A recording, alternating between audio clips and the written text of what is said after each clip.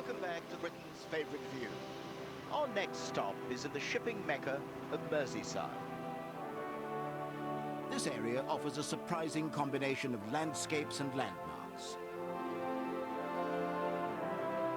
From the wildlife sanctuary just off the Wirral Peninsula to Gormley's art installation at Crosby. But the focus of our next view is Liverpool. And to tell us why, here's former football star Jamie Redknapp.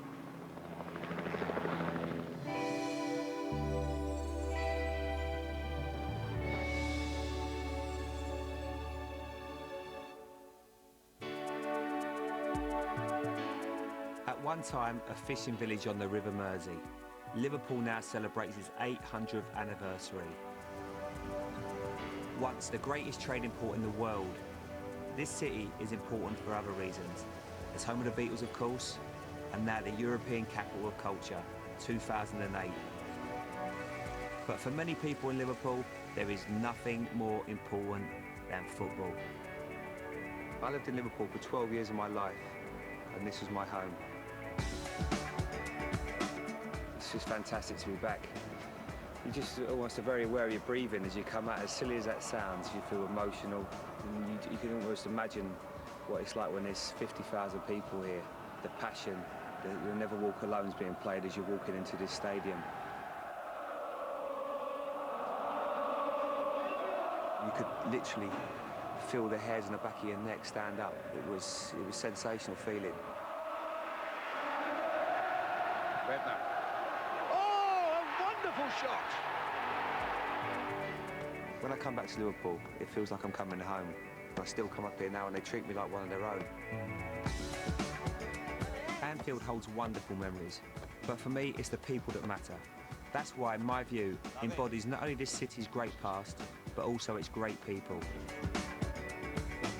My view is about more than 3 graceful buildings. It's about what they stand for: maritime might, immigration and popular culture. Influences that have shaped all our lives. And I believe that's why right here we can find Britain's favourite view. To understand why this skyline means so much, we have to know what made it. Liverpool was once the greatest port in the world. By the 1960s, 8 miles of dock stretched along the Liverpool foreshore, employing 33,000 people. What has the docks given Liverpool, Brian? Well, the first thing, it's given an international reputation long before the Beatles were here. And the whole world came to Liverpool docks with its produce, and we put the produce out from here. Over 30 million tonnes of cargo pass through this port every year. Even now, I suppose, you could go any port in the world, look at the back of a ship, well, that one's Hong Kong, but you will see Liverpool on the stern end of the ship, and it gives you the sort of sense of where you belong. Liverpool's maritime history started here in the heart of town. 3 centuries ago, this was the Pool of Liverpool, a tidal creek that gave the city its name. However, by 1700, that creek was silting up. Something urgent had to be done. Now archaeologists have uncovered the amazing secret of what became Liverpool's maritime success. Right, welcome. We've now just gone back 300 years. Welcome to the old dock. This simple brick wall may not seem enormous, but this is the first closed wet dock in the world. 1715, almost 300 years old, and yet this wall was the birthplace of Liverpool. From this point, the maritime history was founded. The world's first dock cut and load in time from 12 days to just 1.5. Trade boomed, and within a century, Liverpool boasted a huge dock system. It basically ended up that Liverpool became one of the biggest ports, not only in Britain, but in the world. And it's amazing, Jamie. We're literally going through Liverpool's Albert Dock in an old sailing ship. I know, it's fantastic, but I don't think you get anything like the atmosphere of the bustle you would actually have had. But in the heyday, any of these docks would have upwards 100, 200 boats moored or actually being unloaded. And when you consider all of something like 20 or 30 odd docks that are constructed all the way along, you begin to get some idea about how much vibrancy there was coming out of this maritime trade. Do you think that they used to come in and go to Costa Coffee? I don't think they probably went to Costa Coffee. Liverpool traded with all corners of the globe. One maritime business was especially lucrative. Between 1700 and 1807, thousands of ships sailed to Africa and transported slaves to the Americas. Here they were sold in exchange for luxury goods like cotton and sugar, which was brought back to Britain. This was how the slave trade worked. Eric, how important is slavery to Liverpool? Liverpool was built on slavery. Without the slave trade, Liverpool would not be the city that it is today. Many Liverpool merchants profited from the slave trade until abolition in 1807. When I look at these buildings, they were built by the blood and bones of Africans. People should never ask when were they built. They should ask where the money came from.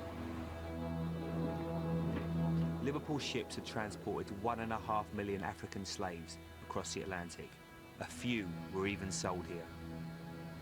For sale immediately, one stout Negro young fellow, about 20 years old. He'd been employed for 12 months on a border ship.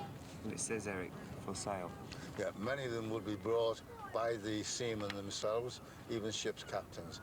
So slaves did come to Liverpool, not in the same way that they went into the Caribbean or into the Americas, not in the same numbers, but nevertheless, slaves did arrive in Britain.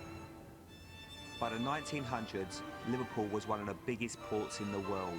Enormous wealth and prestige came to the city. It's this legacy that is represented by the iconic buildings on Liverpool's Pier head. These are the three graces, and these buildings are all symbolic of the mercantile might of Liverpool. Now, this is the Port of Liverpool building, and this is my... This cathedral of commerce was home to the Mersey Docks and Harbour Board. I mean, you go in and then just look at that fantastic dome. Wow. You know, it's almost as good as St. Paul's or anything in Florence or Rome. This is the Cunard building. And this was for the Cunard shipping line, of course. Sure. Probably the most famous shipping line in the world. Staggering, isn't it? Beautiful. Fantastic building. Beautiful marbled halls which reflected the beauty of the great ships, which were really inspired by many of the beautiful buildings in Liverpool. It's easy to imagine what it would have been like as a first-class passenger back in the 30s. You'd arrive in your carriage, come in with your passport, and then it would seamlessly be ushered through to the ship. Liverpool was probably the greatest emigration port in world history. Between 1830 and 1930, more than 9 million people passed through this gateway in search of a better life. As they left port, many would have gazed up at the most important symbol of the city, the liver birds. Now, the liver buildings, the academics said it was ridiculous. How can you build something like this? Huge building with 2 birds on the top. Fit the fiddle as well.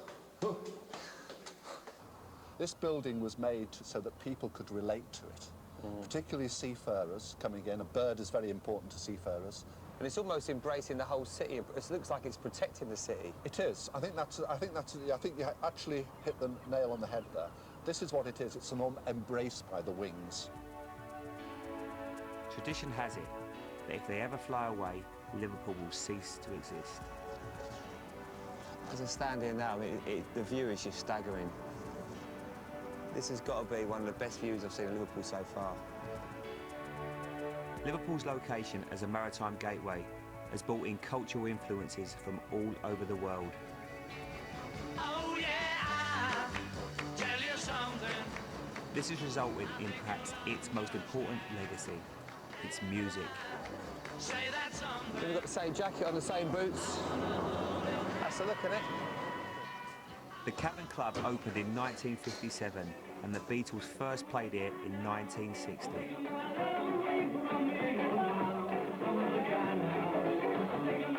Beatlemania was a direct result of transatlantic influence with a Liverpool twist.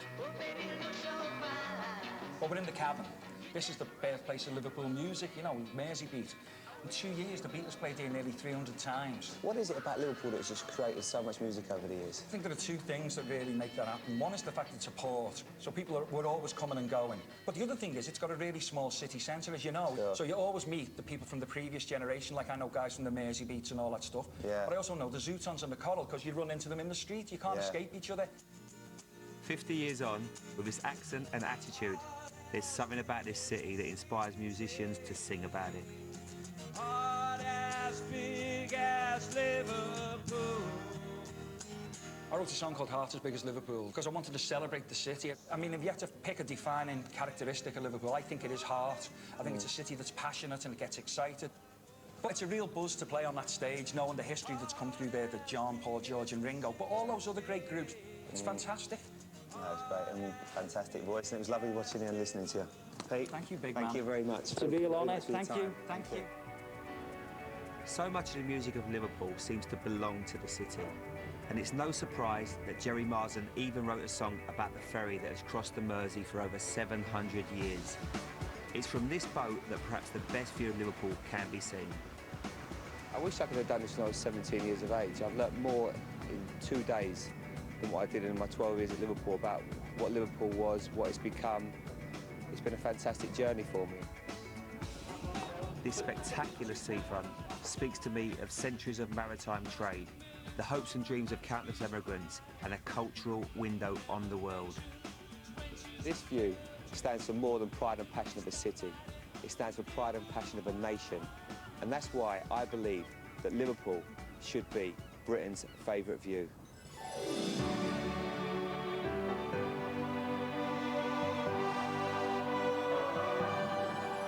You can vote for Pier Liverpool to be in the final when the lines open at the end of the show.